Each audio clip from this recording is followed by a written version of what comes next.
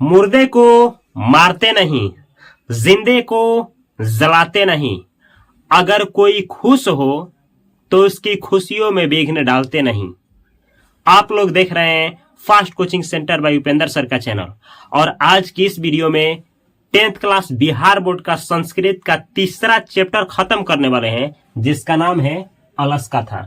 मैं विश्वास दिलाता हूं कि इस वीडियो को देखने के बाद आपका एग्जाम में 5 से 6 नंबर फिक्स हो जाएंगे।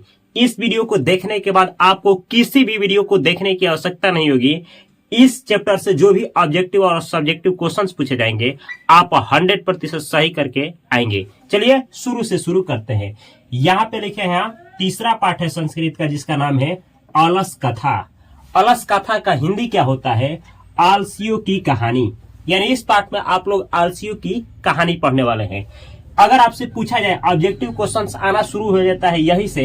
अगर आपसे पूछा जाए अलस कथा पाठ किस रूप में लिखा गया है, तो आप कहेंगे व्यंग्यात्मक रूप में, यानी व्यंग के रूप में लिखा गया है, यानी ताना मारा गया है। आलसियों पे देखिएगा ताना मारा गया है, तो ऑब्जेक्टिव में देगा अलस कथा पाठ लिखा गया है किस रूप में? पद्यात्मक, गद्यात्मक, व्यंग्यात्मक। तो आपको मारना है व्यंग्यात्मक रूप में। पहला ही ऑब्जेक्टिव आएगा, सही करना है। यहाँ पे देखिए अब ये क्वेश्चन आता है कि अलस कथा पाठ के लेखक कौन है और कहां से ये पाठ लिया गया है। तो यहाँ देखना है विद्यापति रचित, विद्यापति एक कवि थे, ये विद्यापति रचित पुरुष परीक्षा नामक कथा ग्रंथ। देखिए विद्यापति एक रचना किए हैं किस चीज का? तो पुरुष परीक्षा नामक कथा ग्रंथ का। आपसे पूछा जाएगा पुरुष परीक्षा नामक कथा ग्रंथ का लेखक कौन है? विद्यापति। विद्यापति किनकी रचना की है? पुरुष परीक्षा नामक कथा ग्रंथ का। अब इस पुरुष परीक्षा नामक कथा ग्रंथ जो है संस्कृत भाषा में लिखा गया है, और जब आप इसको पढ़िएगा ना तो इसमें बतलाया गया है कि मनुष्य का गुण क्या है और दोष को हटाने के बारे में बतलाया गया है। यानी मनुष्यों के गुणों का वर्णन किसमें किया गया है? पुरुष परीक्षा नामक कथा ग्रंथ में। और दोषों को हटाने की बात किसमें की गई है? पुरुष परीक्षा नामक कथा ग्रंथ में। और आपको बतला दे कि जो अलस कथा पाठ है ये यहीं से लिया गया है। कहां से?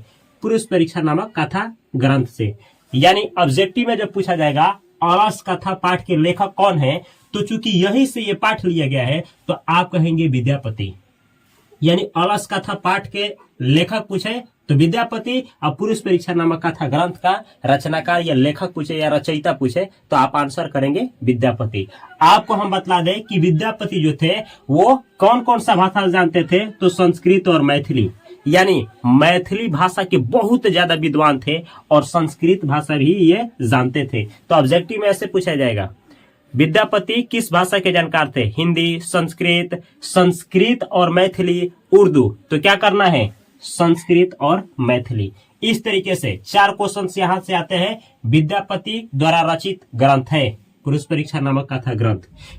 विद्यापति द्वारा रचित पाठ है अलस कथा। विद्यापति किस भाषा के जानकार थे? संस्कृत और मैथिली। आगे बढ़ते हैं। अब क्वेश्चंस पूछा जाता है कि लोकप्रिय मैथिली कवि किसे कहा जाता है? तो विद्यापति को। या विद्यापति किस भाषा के लोकप्रिय कवि थे? तो लोकप्रिय कवि थे मैथिली भाषा के। क्वेश्चन पूछा जाता है कि विद्यापति कहाँ के थे? तो आंसर करना है मिथिला। यहां से 4 क्वेश्चंस मिथिला के थे। तो मिथिला के कौन थे? विद्यापति। विद्यापति कहाँ के थे? तो मिथिला के। आपसे पूछा जाए विद्यापति किस भाषा के लोकप्रिय कवि थे? तो मैथिली कवि। और लोकप्रिय मैथिली कवि किसे कहा जाता है? तो विद्यापति को। अब आपको हम बतला दें कि विद्यापति को, ये जो विद्यापति है इनको मैथिली कोकिला भी कहा जाता है। जैसे स्वर कोकिला लता मंगेशकर को कहा जाता है, सेम ऐसे ही विद्यापति को मैथिली कोकिला भी कहा जाता है, जो कि एग्जाम में ऑब्जेक्टिव क्वेश्चंस के रूप में पूछा जाता है। आगे बढ़िए। आपको हम बतला दें कि मिथिला की ये कहानी है, इसमें आलसियों की कहानी बतलाई गई है। जो मिथिला के ही एक राजा थे, क्या लिखे है देखिए, मिथिला में वीरेश्वर नामक मंत्री थे। तो मंत्री कहिए चाहे राजा कहिए, कहाँ के थे ये? तो मिथिला के। आपसे 2 क्वेश्चंस पूछा जाएगा, विद्यापति कहाँ के थे? तो मिथिला के। वीरेश्वर नामक मंत्री कहाँ के थे? तो मिथिला के। मिथिला के मंत्री कौन थे? तो आंसर क्या करना है? वीरेश्वर। या वीरेश्वर कहाँ के मंत्री थे? तो मिथिला के। अब आपको बतलाएं कि ये जो वीरेश्वर थे, जो मिथिला के थे, ये स्वभाव से कैसे थे? तो इनका जो स्वभाव था, नेचर था, वो दानी और दानशील था। दानी उसे कहा जाता है जो दान देता है। दानशील का मतलब होता है वह व्यक्ति जो दयालु हो, जिसके अंदर दिल में दया हो, उसे बोला जाता है दयालु। तो आपका चैप्टर ऐसे क्वेश्चंस के रूप में पूछा जाएगा। 2 नंबरिया क्वेश्चन, वीरेश्वर कैसे थे या वीरेश्वर स्वभाव से कैसे थे, तो आप आंसर करेंगे कि वीरेश्वर स्वभाव से दानी और दानशील थे। आपसे पूछा जाएगा कि वीरेश्वर कहाँ के मंत्री थे, तो मिथिला के। मिथिला के मंत्री कौन था, तो वीरेश्वर। वीरेश्वर कौन था, किसान, वकील, मंत्री, तो आंसर क्या करना है, मंत्री। आगे बढ़िए, अब देखिए वीरेश्वर मंत्री प्रतिदिन, अच्छा वीरेश्वर जो मंत्री है ये दानी और दानशील थे। क्यों इनको दानी और दानशील कहा जाता है, तो ये ना अपने कर्मचारियों से बोले थे कि देखिए जितने भी हमारे गांव में, हमारे साम्राज्य में जितने भी कौन कौन लोग हैं, देखिएगा कौन कौन लोग, तो संकटग्रस्त लोग, अनाथ लोग और आलसी लोग, ये 3 लोगों को वीरेश्वर जो मंत्री है ना ये प्रतिदिन क्या करते थे, तो प्रतिदिन मुफ्त में भोजन खिलाते थे। इतना ही नहीं, वस्त्र भी पहनने के लिए देते थे। किनको एग्जाम में पूछा जाता है कि वीरेश्वर नामक मंत्री किनको मुफ्त में भोजन देते थे, तो किनको किनको, संकटग्रस्त जिसका हाथ पैर ना हो, किसी संकट में हो, मुसीबत में हो, अनाथ जिसका कोई ना हो, माता पिता भाई बहन कोई ना हो, आलसी जो आलसी लोग हों, इन तीनों लोगों को ना ये फ्री में क्या करते थे, वीरेश्वर नामक मंत्री फ्री में मुफ्त में भोजन देते थे और साथ में पहनने के लिए वस्त्र भी देते थे प्रतिदिन। यहाँ देखिए ना, आलसियों के लिए तो कुछ अलग ही व्यवस्था, खाने पीने को तो फ्री में मिलता ही था, वस्त्र तो मिलता ही था, लेकिन इन लोगों को रहने के लिए अलग साला भी था, कुटिया, उसमें आप आराम से रहिए। इतना व्यवस्था करते थे कौन, वीरेश्वर नामक मंत्री। आगे कहानी कुछ ऐसी जाती है, देखिए वीरेश्वर नामक मंत्री अपने कर्मचारियों से कहते हैं कि जितने भी आलसी हैं गांव के, जितने भी लोग हमारे दरबार में आते हैं आलसी लोग, उन लोगों को मुफ्त में खाना दिया जाए, पहनने को वस्त्र दिया जाए और रहने के लिए साला दिया जाए। इसमें होता क्या है, ऐसा होता है कि बहुत आलसी इकट्ठा होते जाते हैं, बहुत आलसी इकट्ठा हो जाते हैं और उसमें ना नकली आलसी और असली आलसी दोनों आ जाते हैं और तोंदू लोग आ जाते हैं, पेटू लोग आ जाते हैं, पेटू। इनके राज दरबार में पेटू लोगों की भी संख्या ज्यादा हो जाती है। सबसे ज्यादा आलसी लोग आते हैं और उसमें आलसी में बनावटी आलसी आते हैं। आपसे पूछा जाएगा कि बनावटी आलसी को क्या कहा गया है, तो धूर्त लोग। ये धूर्त लोग आ जाते हैं। धूर्त लोग किसे कहा जाता है, तो जाली आलसी को, नकली आलसी को या फेक आलसी को। तो इस आलसियों में ना फेक आलसी की संख्या ज्यादा हो जाता है और जब ज्यादा होता है तो होता क्या है कि राजा का दरबार का जो धन होता है वो घटने लगता है, राजा का दरबार का जो राजकोष होता है वो घटने लगता है। इस पे कर्मचारी लोग सोचने लगते हैं, यानी वीरेश्वर नामक मंत्री के जो कर्मचारी होते हैं वो सोचने लगते हैं कि ए भाई अगर ऐसा ही हुआ कि आलसियों की संख्या बढ़ती जाए तो एक दिन तो ऐसा होगा कि राजकोष ही समाप्त हो जाएगा, राजा को ही भीख मांगना पड़ जाएगा। तब कर्मचारी लोग सोचते हैं कि कहीं ना कहीं हम लोगों की ही गलती है। ऐसा करना पड़ेगा कि राजा को यानी मंत्री को कहना पड़ेगा कि मंत्री साहब अब ना आलसियों की खाना बंद की जाए, या फिर आलसियों का जांचा जाए कि असली आलसी और नकली आलसी क्यों हैं। अच्छा, ये जांच के लिए पूछा जाता है कि क्यों जांचा गया, इसलिए कि अगर ये जांच ना किया जाता तो आलसियों की संख्या इतनी हो जाती नकली आलसियों की कि राजा भी भीख मांगने लगते हैं, यानी राज दरबार के राजकोष खजाना जो है, भोजन जो है वो खत्म हो जाता है। इसलिए जांच की आवश्यकता पड़ी तो कर्मचारी लोग मंत्री से बोलते हैं और मंत्री बोलते हैं ठीक है जांच किया जाए, इसके लिए क्या किया जाए। तो कर्मचारी लोग बतलाते हैं कि अलसशाला में जो भी आलसी खा करके सो जा रहे हैं उसी समय रात के समय आग लगा दिया जाए। इस पे मंत्री बोलते हैं ठीक है ऐसे ही जांचा जाएगा। आगे देखिए, कहा जाता है कि सभी क्रियाहीन पुरुषों में आलसियों का स्थान सबसे ऊंच होता है। क्रियाहीन का मतलब होता है जो कोई काम नहीं करे। तो जब ये देखा जाए कि कोई काम ना करे उन लोगों की जब बात आए तो उनमें सबसे एक नंबर पे कौन आते हैं, तो आलस लोग आते हैं, आलसी लोग। तो एग्जाम में पूछा जाता है सभी क्रियाहीन पुरुषों में आलसियों का स्थान होता है तो क्या होता है, सबसे ऊंचा। या सभी क्रियाहीन पुरुषों में सबसे ऊंचा किसका स्थान होता है, तो आलसियों का। इस तरीके से क्वेश्चन पूछा जाता है। अच्छा, काम नहीं करेंगे और खाने की उम्मीद करेंगे तो मिलेगा। आलसी लोग ऐसे होते हैं कि काम देहचोर, आप कह सकते हैं देहचोर, यानी खाने को खाना भर पेट चाहिए और काम कुछ नहीं। तो बोला जाएगा कौन लोग हैं जो काम करना नहीं चाहते हैं लेकिन भोजन चाहते हैं, तो कौन लोग, आलसी लोग। ऐसे देखिए ना, ये भी पूछा जाता है सभी निर्गति लोगों में आलसियों का स्थान प्रथम है। निर्गति का मतलब होता है दुखी लोग। जब दुखी लोग रोना देखिएगा ना, जो रोता होगा अपने जिंदगी को लेकर के, दुख को लेकर के जो रोता होगा, उसमें देखिएगा तो आलसी लोगों का स्थान 1 नंबर पे आता है। तो एग्जाम में पूछा जाता है निर्गति लोगों में प्रथम स्थान किनका है, तो मारना है आलसियों का। आपसे क्वेश्चन पूछा जाएगा अलस कथा पाठ में किस दोष का वर्णन किया गया है, तो किस दोष का वर्णन किया गया है, आलस्य दोष का वर्णन किया गया है। इतना ही नहीं, थोड़ा ध्यान से देखिएगा, नीतिकार जो लोग हैं, अब ये नीतिकार कौन होते हैं, जैसे चाणक्य नीति आप पढ़े होंगे, विदुर नीति आप पढ़े होंगे, तो ये जो महान लोग हैं जो नीति लिखते थे, तो जब नीतिकार लोगों का ऐसा मानना है कि आलस जो होता है ना वो किसके समान होता है, शत्रु के समान होता है, दुश्मन के समान होता है, जो कि यहाँ पे लिखे है नीतिकार लोग आलस्य को क्या मानते हैं, शत्रु दुश्मन। ये बहुत बार क्वेश्चंस को पूछा जाता है कि नीतिकार लोग आलस्य को मानते हैं, क्या मानते हैं, शत्रु। आइए ऑप्शन में नहीं रहेगा तो क्या मारना है, दुश्मन, यानी शत्रु और दुश्मन मारते हैं। यह पूछा जाता है शत्रु और दुश्मन आलस्य को कौन से लोग मानते हैं, तो नीतिकार लोग। ये सारा क्वेश्चंस पूछा जाता है। अब देखिए जब जांच किया जाता है, कर्मचारियों ने क्या किया था, करते हैं लोग कि तय कर लेते हैं कि चलिए रात के समय में आलसशाला में आग लगा दिया जाए। होता ऐसे ही है, आलसशाला में घुसा जाता है और ना आग लगा दिया जाता है। आलसशाला में जितने भी आलसी होते हैं निकल करके फरार होने लगते हैं, भागना शुरू हो जाता है, भागो भागो भागो भागो रे पहाड़ गिर रहा है, तो भागना शुरू हो जाता है, भागते हैं लोग। उसमें से ना बहुत जो जितने महान आलसी होते हैं वो फरार, जितने धूर्त होते हैं धूर्त लोग फरार, गायब, और उसमें थोड़ा जो कम आलसी होते हैं वो भी फरार। लेकिन अंत में बच कितने जाते हैं, 4 आलसी। एग्जाम में आ जाएगा कि असली आलसियों की संख्या कितनी थी, तो 4। वास्तविक आलसियों की संख्या कितनी थी, तो 4। मेन आलसियों की संख्या कितनी थी आलसियों की, तो 4। कितने आलसी बच गए थे, तो 4। ये 4 आलसी महाआलसी थे, और ये महाआलसी आपस में कुछ बातचीत कर रहे थे। उसमें से पहला आलसी बोलता है, ध्यान से सुनिएगा, एग्जाम में पूछा जाता है, जब आपसे कहे कभी कभी 2 नंबर में ऐसे पूछा जाता है आलसियों का स्थानवाद लिखें, तो चारों आलसी क्या बोले हैं, थोड़ा ध्यान से देखिएगा। पहला आलसी बोलता है जब आग जल रहा है रात के समय में, तो अपने सोया है, अपने शरीर से वस्त्र हटाता है, अपने मुंह से वस्त्र हटाता है, ढका हुआ वस्त्र, मुंह ढका हुआ है वस्त्र से उसको हटा करके क्या बोलता है, सुनिएगा, बोलता है अहो कथम कोलाहल। इसका मतलब क्या होता है, अरे यहाँ कैसा हाला सुनाई दे रहा है। देखिए ना, इतना आलसी है कि बोल रहा है कि अहो कथम कोलाहल, यहाँ कैसा हाला सुनाई दे रहा है।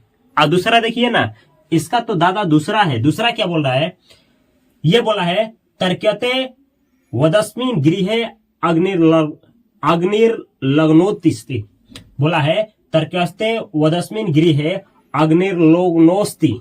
इसका मतलब होता है कि लग रहा है इस घर में आग लगा है। दूसरा बोल रहा है कि लग रहा है ना कि इस घर में क्या हुआ है, आग लगा है। पहला क्या बोला है, पहला बोला है कि अरे यहाँ कैसा हाला सुनाई दे रहा है। दूसरा बोलता है कि लग रहा है कि यहाँ आग लगा हुआ है। आपसे एग्जाम में ये दे देगा अहो कथम कोलाहल, कौन सा आलसी बोला था, तो आंसर क्या करना है, पहला आलसी। यह दे देगा अरे यहाँ कैसा हाला सुनाई दे रहा है, तब क्या मारेंगे, ये पहला आलसी बोला है तो दिया रहेगा कौन सा आलसी बोला है, पहला दूसरा तीसरा, तो मारना है पहला। आपको संस्कृत में ये दे देगा ये वाला इतना सेंटेंस, अब पूछेगा यह कथन कौन सा आलसी का है, तो दूसरे आलसी का। यह बोलेगा लग रहा है इस घर में आग लगा है, कौन सा आलसी बोला था, दूसरा। तीसरा आलसी क्या बोला था, सुनिएगा, कोपी तथा धार्मिको नास्ति या इदानीम जलैर्धर्वसो भी कटैर्वस्मान प्राविरणोति, बोला है। तीसरा बोल रहा है कोपी, इसका मतलब होता है कोई धार्मिक व्यक्ति नहीं है जो गीला करके चटाई और वस्त्र, हम प्राविरणोति का मतलब होता है ढक देना, कि प्राविरणोति कर दे, ढक दे। तीसरा आलसी बोल रहा है कि कोई धार्मिक पुरुष नहीं है, अरे कोई पुण्य करने वाला पुरुष नहीं है कि क्या करें, चटाई को या किसी वस्त्र को पानी से भिगो दे, हम लोग को क्या करें, ढक दें। देखिए ना, पहला बोल रहा है कि लग रहा है कि कहीं हाला सुनाई दे रहा है, पहला बोल रहा है कि कहीं हाला सुनाई दे रहा है, और दूसरा बोल रहा है कि लग रहा है कि आग लगा है, और तीसरा बोल रहा है कि कोई धार्मिक व्यक्ति नहीं है जो वस्त्र को क्या करे, गीला कर दे चटाई को, और हम लोग के शरीर को क्या कर दे, ढक दे। इस पे चौथा क्या बोलता है, सुनिएगा, पूछा जाता है अरे व चला, अरे बक करने वालों, वचनानि वक्तुम शक्नुत, कितना तुम लोग बोलते हो, तिष्णी कथम न तिष्ठात, अब तो चुपचाप रहो, अब तो चुपचाप हो जाओ। चौथा बोल रहा है कि अरे भच बचाने वालों, अब तो चुप हो जाओ, क्यों इतना भच बचाते हो। तो जब आपसे पूछा जाएगा आलसियों का संवाद लिखे, तो ऐसे लिखिएगा, पहला आलसी, पहला लिखिएगा, पहला आलसी। अब बोला है क्या, अरे यहाँ कैसा हल्ला सुनाई दे रहा है। फिर लिखिएगा दूसरा आलसी, लग रहा है इस घर में आग लगा है। तब तीसरा आलसी, और तब लिखिएगा कि यहाँ कोई धार्मिक व्यक्ति नहीं है जो क्या करे, जो वस्त्र या चटाई को गीला करके हम लोग के शरीर पर ढक दें। और तब लिखिएगा चौथा आलसी, अरे बक बक करने वाले कितने भचा रहे हो तुम लोग, अब तो चुपचाप हो जाओ। तो ये है चारों आलसियों की कहानी, और ये है चारों आलसियों का संवाद जो कि आपको एग्जाम में लिख करके आना है, ये पूछा जाता है। अब यही जो लोग देखते हैं, बाहर देखते हैं कि भाई ये तो आग लगा हुआ है, चारों लोग उसी में बात कर रहा है लोग, तब तक दौड़े दौड़े जाते हैं लोग। कौन से लोग? नियोगी लोग। नियोगी लोग किसको कहा जाता है? दयावान। अरे वह लोग ना जिसको किसी पे दया आ जाता है, तो बाहर देखते हैं लोग वो ये तो चारों जर जाएगा लोग। दयावान लोग जाते हैं, दौड़े दौड़े जा करके केस पकड़ा जाता है। केस पूछा जाएगा कि क्या पकड़ करके, एग्जाम आपसे पूछा जाएगा अलस कथा पाठ में आलसियों को क्या पकड़ करके खींचा गया था, तो केस। ऐसे केस पकड़ते हैं लोग, खींचते खींचते खींचते खींचते खींचते, और चिल्ला रहा है लोग बाप रे बचाओ रे, मरे रहे। और उसके बाद ना उन लोगों को केस पकड़ करके निकाला जाता है। कहाँ से? अलसशाला से। अलसशाला में आग लगाया गया था, उसी से अलसशाला से बाहर निकाला जाता है। और निकालने के बाद नियोगी पुरुष, नियोगी पुरुष का मतलब क्या होता है? दयावान पुरुष। ये कुछ बात बोलते हैं लोग जो एग्जाम में पूछा जाता है। ये बोलते हैं पतिरेव गति स्त्रीणाम। पतिरेव पति लोग, गति, गति का मतलब होता है रक्षक। पति जो लोग होते हैं, स्त्रीणाम मतलब औरतों का। औरतों का गति यानी रक्षक कौन होता है? पति। एग्जाम में पूछा जाएगा औरत यानी स्त्री यानी महिलाओं का रक्षक कौन होता है? तो पति। ऐसे ही पूछेगा बालका नाम जननी गति, यानी बालकों का रक्षक कौन होता है? जननी यानी माँ। तो संस्कृत में ऐसा श्लोक दे देगा पतिरेव गति डॉट डॉट, तो आप क्या भरेंगे? स्त्रीणाम। इतना दें बालका नाम डॉट डॉट गति, तो क्या मरना है? जननी। तो बोला गया है कि स्त्रियों का रक्षक कौन होता है? तो पति। अब बालकों का रक्षक कौन होता है? तो माँ। और बोले हैं लोग ये नियोगी पुरुष, दयावान पुरुष बोलते हैं लोग। और इस संसार में आलसियों का रक्षक कोई नहीं होता है, सिवाय किसको छोड़कर? तो दयावान पुरुष को छोड़कर और नियोगी पुरुष को छोड़ करके। तो इस पाठ में जब आपसे पूछा जाए कि अलस कथा पाठ में क्या बताया गया है, या अलस कथा पाठ का अपने शब्द में वर्णन करें, या अलस कथा पाठ से आपको क्या सीखने को मिलता है, तो क्या बतलाना है कि अलस कथा पाठ में आलस्य दोष के बारे में बतलाया गया है। और यह बतलाया गया है कि जीवन में कभी भी आलस नहीं करना चाहिए, क्योंकि आलस करने से जीवन में कोई भी सफलता नहीं मिल पाएगा, या फिर खाने के लिए भी तरसना पड़ेगा। इसलिए आलस्य को छोड़ देना ही जीवन की सबसे बहुत बड़ा उपलब्धि है। ये इस पाठ में आप लोगों को बतलाया गया है। तो ये मेरा प्रयास कैसा लगा?